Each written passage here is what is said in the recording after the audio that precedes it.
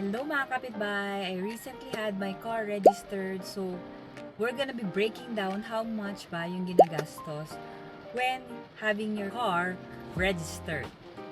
So I made this video specifically for Filipinos who wants to know kung magkano ba yung pwede nilang magastos on a yearly basis so that they can consider this one for their budget if they buy a car. If you, alam mo na to, then you can skip this video, but if you're interested, keep on watching. For context, I'm not driving a brand new car anymore kasi this has been bought many years ago already. I'm driving an SUV, mini SUV lang.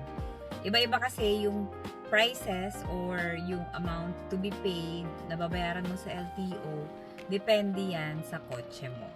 Okay? One is, pupunta ka muna to buy your insurance. Depende na sa'yo kung saan ka bibili ng insurance, but may mga iba-ibang options kung saan ka pwedeng magbili ng insurance mo. Number one is pwede ka sa Cebuana Luwilier, other third party na mga insurances. Number three is doon sa mismong LTO, meron na silang ino-offer doon na insurance. For me, doon ako sa third party na mga insurance.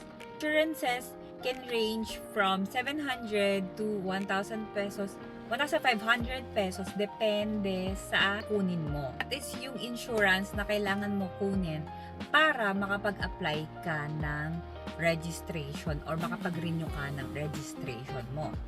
Now, number two, if you still want to get a comprehensive pa na insurance, then this could range from 15K to 20 plus K in a year. So, may marami mga nag-offer niyan.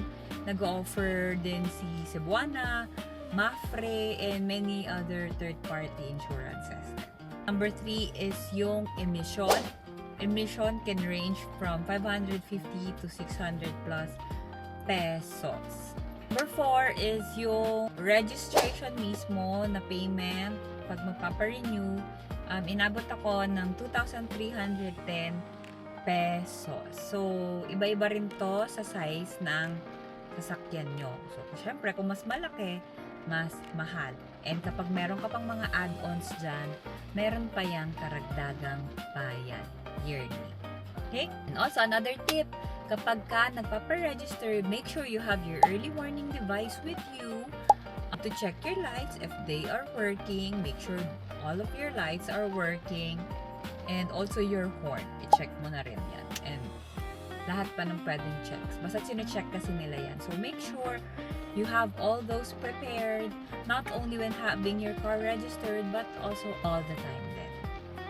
So that's it for this video. Thanks for watching. If you want more contents like this, please do like and follow. And if you think I missed out something, you are free to comment down below. Okay, bye!